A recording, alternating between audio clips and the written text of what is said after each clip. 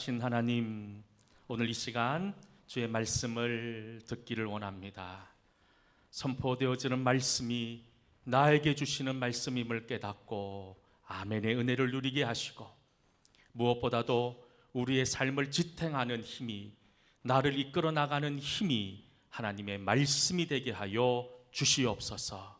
예수님 이름으로 기도하옵나이다. 아멘. 할렐루야. 우리 옆에 분 바라보면서 이렇게 한번 축복하며 인사합시다. 당신 때문에 행복합니다. 네, 당신 때문에 행복하다고 얘기하는데 인상을 쓰면서 하면 안 되겠죠, 그죠? 얼굴에 방긋 미소를 띄우면서 다시 한 번 더 인사합시다. 당신 때문에 진짜 행복합니다. 저는 우리 동성교회가 우리가 물론 하나님 만나는 예배를 통해서도 크게 감격하고 은혜를 나누는 것도 있어야 되지만, 성도의 아름다운 교제를 통해서 서로가 서로를 배려하고 이해하고 용서하고 사랑하는 그런 은혜의 공동체가 될 수 있기를, 그건 목사 혼자서 말씀드릴 수 있는 게 아니잖아요. 우리 모든 성도들이 함께 만들어 나가는 그런 복된 교회 될 수 있기를 주의 이름으로 간절히 축원합니다. 우리가 새로운 직장을 구하기 위해서는 많은 서류를 제출해야 되지요. 그 중에 빠지지 않는 것이 이력서입니다. 여러분, 이 이력서의 뜻이 여러분 뭔 줄 아십니까? 이력서의 한자를 보면 이렇게 풀이가 됩니다. 한자를 보면, 한자를 좀 띄워주시죠. 예, 신발 이자에 지낼 역, 그리고 글서, 이 세 단어가 합쳐져서 무슨 뜻이 되냐면, 그 사람이 신발을 신고 다녔던 기록이라는 뜻이 이력서이지요. 이력서는 어떻습니까? 사람의 이름뿐만 아니라 그 사람의 생년월일, 그 사람의 주소와 그 사람의 연락처, 학교를 어디 나왔고 또 그가 어떤 자격이 있고 어떤 경력이 있는지, 그 한 장의 서류를 보면 그 사람의 생애를 금방 한눈에 알아볼 수 있다는 겁니다. 그러다 보니 사람들은 다른 사람들과 확연히 차이 나는 나만의 특별한 이력을 만들기 위해서 대학에서 학위를 받기도 하고, 또 많은 자격증을 취득하기도 하고, 다양한 경험을 쌓기도 합니다. 그리고 어떤 경우에는 가짜 이력을 넣어서 낭패를 당하는 경우들도 가끔 있기도 하지요. 그러나 분명한 것은 누군가에든 어떤 사람에게든지 내놓을 만한 내가 자신 있는 이력이 있다는 것은 매우 큰 자산이고 자랑의 이유가 된다는 겁니다. 우리 그리스도인들도 이런 세상의 이력들을 잘 관리해야 합니다. 우리는 여전히 이 땅 가운데 살아가고 있기 때문이지요. 하지만 이 세상의 이력보다 훨씬 더 중요한 이력이 있습니다. 그것이 뭐냐 하면, 하나님 앞에 내어드릴 믿음의 이력, 우리 신앙의 이력이 필요하다는 겁니다.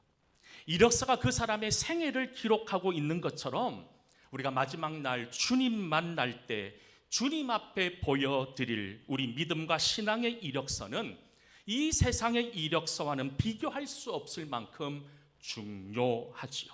그리고 지금 우리는 하나님 앞에 보여드릴 이력서를 만들어가고 있는 그런 여정 속에 있는 사람들이라는 겁니다. 영어로 이력서를 퍼스널 히스토리라는 말도 쓰기도 하고, 특별히 또 쓰는 말 중에 레주메이라고 하는 단어를 쓰기도 합니다. 이 레주메이라고 하는 단어는 프랑스어입니다. 근데 이상하게 영어를, 이 프랑스어를 그대로 가져와서 이력서라는 단어로 사용하고 있다는 겁니다. 프랑스어 이 레주메이라고 하는 뜻이 뭐냐 하면, 다시 시작한다, 자기 위치로 다시 돌아간다라고 하는, 어떻게 보면 우리 신앙인들에게 매우 중요한 영적 의미를 부여하고 있습니다. 성도가 된다는 것의 의미가 무엇입니까? 새로운 인생을 시작한다는 것이지요. 우리가 잘 알고 있는 바울은 누구보다도 화려한 세상의 이력을 가지고 있었습니다. 성경에 보면 그는 8일 만에 할례를 받았습니다. 이스라엘 족속이요 베냐민 지파였습니다. 히브리인 중에 히브리인이었고, 율법으로는 바리새인이었고, 교회를 박해하고 율법의 의로는 흠이 없는, 한마디로 완벽한 퍼펙트한 사람이었습니다. 바울이 할례를 받았다는 것은 아브라함의 후손이었다는 것입니다. 이스라엘 족속이라는 말은 하나님의 백성이라는 뜻이고, 특히 베냐민 지파라는 말은 왕족이라고 하는 의미를 내포하고 있습니다. 야곱의 사랑을 받았던 라헬이 낳은 아들 중에 베냐민이 있습니다.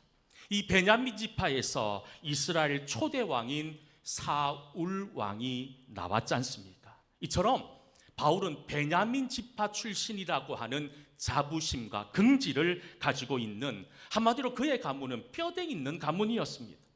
그는 히브리인 중에 히브리언이라는 말은 그의 아버지, 어머니 모두가 히브리인이었습니다. 뿐만 아니라 그는 당대 최고의 선생이었던 가말리엘의 밑에서 오랫동안 율법을 공부했다는 겁니다. 그야말로 어디에 내놓아도 하나도 빠질 것이 없는, 부족함이 없는 최고의 이력을 자랑하고 있었습니다.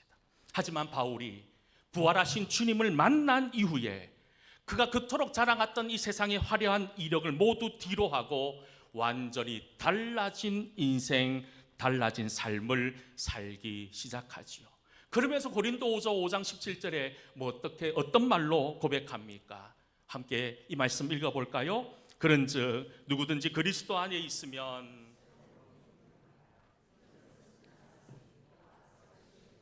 아멘. 이제 바울은 새로운 이력을 가지길 원한다는 겁니다. 새로운 믿음의 이력을 가지길 원한다는 거예요. 사랑하는 성도 여러분, 여러분들 오랫동안 믿음 생활하신 분도 있으실 것이고, 짧게는 얼마 되지 않은 신앙의 경력을 가지신 분도 있으실 거예요. 그렇다면 여러분들의 믿음의 이력, 신앙의 이력에는 무엇이 적혀 있으십니까? 사실 우리의 많은 믿음의 이력들에게는 사실 적혀 있는 것들이 많지 않을 수 있다는 거예요. 그런데 언제 우리 믿음의 이력서에 한 줄이 적힐 수 있는 줄 아십니까? 사랑하고 용서할 수 없을 때, 사랑하고 용서할 때 이력에 서 있다는 거예요. 실패로 인해 넘어지고 불평과 원망하지 않고 소망하며 기도할 때라는 거예요. 손해를 보지만 하나님이 기뻐하시는 방법을 선택할 때입니다. 나에게 주어진 당연한 권리이지만 하나님의 교회와 덕을 위해서 나에게 주어진 권리를 포기할 때입니다. 내 감정이 이끄는 대로가 아니라 하나님 마음으로 먼저 그의 나라와 그의 의를 구하며 순종하는 삶을 살아갈 때 우리 믿음의 이력서는 한 줄씩 한 줄씩 적혀져 나간다는 겁니다. 지금 여러분들이 지향하는 삶의 목표와 삶의 표대는 무엇입니까? 인생을 다 마치시고 하나님 앞에 섰을 때 후회하지 않는 것, 이것이 우리 삶의 진정한 목표와 표대가 되어야 되지 않겠습니까? 여러분들 혹여나 세상에 없어질 소망을 꿈꾸며 그것을 표대로 삼고 살았다면 오늘 이 말씀을 통해서 여러분들의 인생이 새롭게 변화되는 귀한 은혜를 누릴 수 있기를 다시 한 번 더 간절히 소망합니다. 더군다나 우리 모든 동성교회 성도들, 하나님이 주신 여러분들 모든 인생의 삶 속에서 하나님이 주시는 의의 면류관과 생명의 면류관을 얻을 수 있는 귀한 믿음의 이력들로 가득한 복된 성도들이 될 수 있기를 다시 한 번 더 축원합니다. 교회 리모델링을 앞두고 계속해서 하나님이 리모델링하는 교회라고 하는, 디자인하는 교회라는 주제를 가지고 계속 말씀을 전하고 있습니다. 오늘은 그 7번째 시간입니다. 특별히 오늘 설교의 제목은 내 발에 신을 벗어라 라고 하는 제목의 말씀입니다. 오늘 말씀을 통해서 혹여나 죄악으로 가득한 여러분들의 육신의 신, 경험과 상식으로 가득한 내 생각의 신을 벗어버리고 하나님 앞에서 맨발로 나아가는 귀한 믿음의 은혜가 있기를 소망합니다. 오늘 본문에 나오는 모세는 어떤 사람입니까? 히브리인의 아이로 태어납니다. 바로 왕은 히브리인들이 늘어나는 것을 걱정해서 히브리인이 만약에 아들을 낳으면 모두 다 죽일 것을 명령했습니다. 한마디로 모세는 태어나면서부터 죽을 인생이었습니다. 하지만 그 위기를 넘어서 바로의 딸의 아들, 한마디로 이제 왕자가 되어서 왕궁에서 70년의 세월을 보내게 되지요. 왕자로 있었던 40년의 시간은 어떻습니까? 세상 최고의 학문을 접했을 것이고 왕자가 갖추어야 될 모든 것을 완벽하게 교육받았던 시간이었습니다. 그런데 어느 날 동족 유대인이 애굽 사람에 의해 학대당하는 모습을 보고 그 분노를 참지 못한 채 그 애굽인을 살해합니다. 그렇게 살인자가 된 후에 광야로 도망치는 도망자가 되지요. 그렇게 미디안 광야로 도망친 40년의 시간 동안 모세는 양을 치는 목자로 살았습니다. 당시 양을 치는 목자라고 하는 의미는 가장 천하고 낮은 자리로 돌아갔다는 것을 이야기합니다. 한마디로 노예였던 사람이 왕자가 되는 대박 인생에서, 왕자에서 족박 인생이 되는, 한마디로 목동이 되는 그런 불행한 인생이 되고 말았다는 겁니다. 가장 높은 왕자의 자리에서 가장 낮은 자리로 내려온 40년 동안 모세는 깨어지고 깨어지는 아픔의 시간을 보내야 했습니다. 그리고 그 아픔의 시간이 끝날 때쯤 하나님께서 그 때가 되어 모세에게 찾아오셔서 이스라엘 백성의 지도자로 삼으시고 그를 통하여 출애굽의 역사를 이루어 나가시기를 원하셨던 거지요. 어느 날 모세는 장인의 양떼를 데리고 하나님의 산으로 불렸던 호렙산까지 가게 되었습니다. 오늘 우리가 함께 읽은 출애굽기 3장 1절부터 5절까지의 말씀에 그때의 상황을 이렇게 설명하고 있습니다. 우리 함께 1절부터 5절까지의 말씀을 천천히 함께 읽어보도록 하겠습니다. 모세가 그 장인 미디안 제사장 이드로의 양떼를 치더니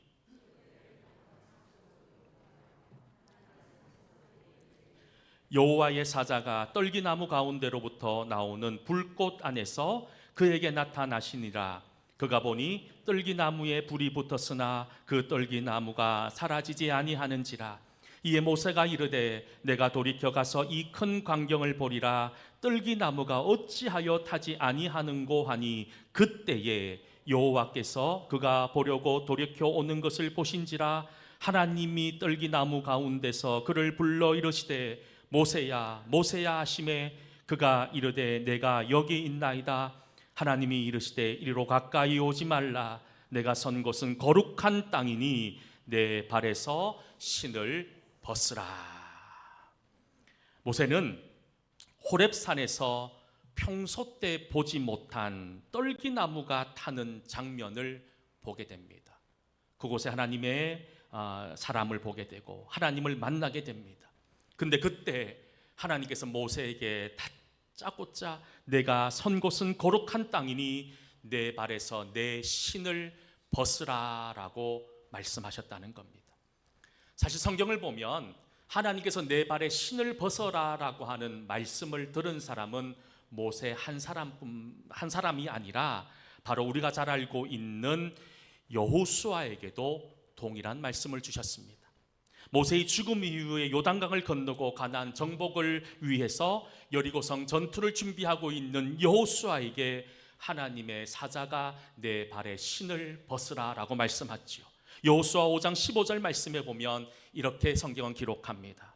여호와의 군대 대장이 여호수아에게 이르되 내 발에서 신을 벗으라. 내가 선 곳은 거룩하니라 하니 여호수아가 그대로 행하니라. 하나님께서 모세에게 여호수아에게 단 2명에게 내 신을 벗으라라고 말씀하셨다는 겁니다. 유명한 신학자 칼 바르트는 이 모세와 여호수아에게 하신 하나님께서 내 신을 벗으라고 하는 그 말의 의미를 이렇게 이야기합니다. 신을 벗는다는 것은 인간의 자격과 공로가 아닌 오직 하나님의 부르심 앞에 나를 온전히 드리는 응답이라고 정의하고 있습니다. 하나님 앞에 나를 드리는 것. 여러분, 신발을 벗는다는 것은 하나님 앞에 내가 가진 것이 아무것도 아님을 인정하는 거예요. 신을 벗는다는 것은 나의 죄악된 모습을 벗어버리고 하나님의 사람으로 새로워지겠다는 믿음의 결단입니다. 여러분, 광야에서 신발은 금방 더러워지지요. 하지만 신이 아무리 더러워도 쉽게 버릴 수 없는 것은 특별히 양을 치는 목자에게 신발은 없어서는 안 되는 매우 중요한 물품 중에 하나였기 때문이지요. 양을 따라서 먼 길을 걸어야 됐던 목자들, 뜨거운 열기와 광야의 날카로운 돌이나 가시와 같은 것으로부터 보호할 수 있는 유일한 것이 신발이었습니다. 그런데 하나님께서 모세에게 그 발에 내 신에 실려 있는 그 신발을 벗으라고 말씀합니다. 지금 모세가 신고 있는 신발은 어떤 신이었습니까? 모세가 신고 있는 신은 왕자로 살았던 40년, 그리고 미디안 광야에서 살았던 40년, 모두 80년 동안 그를 지탱해왔던 힘과도 같은 신이었습니다. 그의 신은 세상의 욕심과 제약으로 가득한 신이었습니다. 오래전 화를 참지 못하고 애굽 사람을 죽였던 그 살인의 현장에 신고 있었던 신발이었습니다. 광야를 헤매며 추위와 고독, 실패와 상처로 불평과 원망하며 지냈던 얼룩으로 가득했던 절망의 신이 그의 발에 심겨져 있었다는 겁니다. 그를 지탱했던 그 신발, 그의 모든 삶이 녹아있는 그 신발을 하나님 벗으라고 말씀하셨습니다. 왜 벗으라고 하셨을까요? 하나님께서 모세가 신고 있는 그 신으로는 더 이상 하나님 앞에 나갈 수 없었기 때문이지요. 하나님 만나기 위해서는 내 발에 신겨 있는 신을 벗어야 됩니다. 광야 생활에 얼룩져 있었던 그 죄악의 신발을 벗어 버려야 된다는 거예요. 지금 이 시간 하나님께서는 모세에게 그리고 여호수아에게 하셨던 내 발의 신을 벗어라라고 하는 이 말씀을 오늘 이 시간 동일하게 저와 여러분에게도 주시고 있으십니다. 아무리 뼈를 깎는 아픔이 있다 하더라도 우리는 하나님의 백성으로 살기 위해 내가 신고 있는 육신의 신, 인생의 신을 벗어버려야 합니다. 근데 사실 지금까지 우리는 너무나도 많은 신발을 신고 있습니다. 좋은 대학을 나왔다고 자랑하는 학벌의 신을 신고 있지 않습니까? 나는 이 분야 평생 일했다고 자랑하는 경력의 신발을 신고 있습니다. 나는 이것보다 너보다 훨씬 더 많이 알고 있다는 지식의 신발이 있고, 나는 당신보다 더 훨씬 오랫동안 교회를 다녔고 교회에서는 목사고 장로고 중직자라고 하는 신앙 경력의 신발을 우리 스스로 신고 있지는 않으십니까? 그리고 이 신발들이 나를 지탱해주고 나를 보호해줄 것이라고 우리는 철떡같이 믿고 살아가고 있지는 않습니까? 하지만 분명한 것은 이런 것들은 우리를 지켜주지도 보호해주지도 못합니다. 오히려 이 신발들을 신으면 신을수록 하나님으로부터 멀어질 수밖에 없습니다. 하나님과 상관없는 길을 걸어갈 수밖에 없는 것이 내가 지금 신고 있는 세상의 신발이라는 겁니다. 여러분, 믿음이 무엇입니까? 수없이 많은 믿음의 정의가 있지만 내가 누구인가를 드러내는 것이 아니라 하나님 앞에서 나는 아무것도 아닙니다라고 고백하는 것에서부터 우리의 믿음은 시작되는 것이 아닙니까? 우리는 믿음의 사람입니다.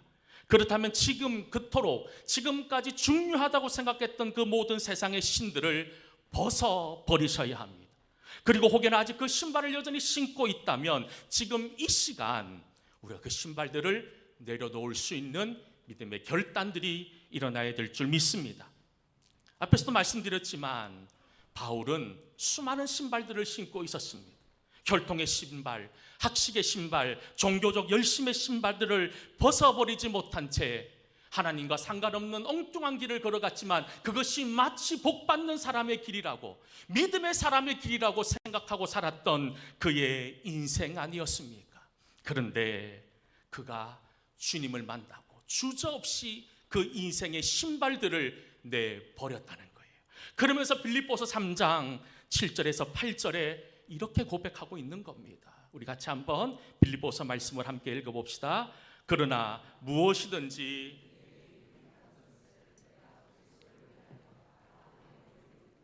또한 모든 것을 해로 여김은 내 주 그리스도 예수를 아는 지식이 가장 고상하기 때문이라. 내가 그를 위하여 모든 것을 잃어버리고 배설물로 여김은 그리스도를 얻고. 바울이 뭐라고 고백합니까? 우리가 볼 때 대단한 이력, 대단한 실력을 가지고 있는 그가 하나님을 만나니 첫 번째 고백이 뭡니까? 내게 유익했던 것을 해로 여겼다. 나의 화려한 경력이 더 이상 유익함이 아니더라는 거예요. 오히려 이것이 나에게 해가 되기 시작했다는 고백입니다. 그리고 또 뭐라고 고백합니까? 이 모든 것을 배설물같이 여겼다라는 고백입니다. 사랑하는 성도 여러분, 여러분들의 발에 신겨 있는 인생의 신발, 여러분들이 자랑하는 신발들을 벗어 버리십시오. 이전에 내 힘으로 걸었던 모든 인생의 흔적들을 지워 버리셔야 합니다. 교만의 신, 절망의 신, 원망과 불평의 신, 위선의 신, 자기 자랑의 신, 탐욕의 신을 벗으셔야 합니다. 신발을 벗는 과정 생각보다 어렵습니다. 아마 내 창자가 끊어져 나갈 것 같은 그런 단장의 고통을 경험해야 할 겁니다. 하지만 그 험한 세상, 지금까지 내가 의지했던 그 신발을 벗어야지만 그 벗음의 과정을 통해서 우리는 하나님이 주시는 새로운 은혜의 신을 신을 수 있다는 겁니다. 오늘 말씀을 보면 하나님께서 모세에게 말씀합니다. 내가 서 있는 곳은 거룩한 곳이니 내 발에 신을 벗으라고 이야기합니다. 그런데 여러분, 이 히브리어 원어의 말씀을 보면 지금 이 말씀, 내가 서 있는 곳은 거룩하다고 하는 이 구절의 문장이 현재형을 사용하고 있다는 겁니다. 과거형이 아니었다는 겁니다.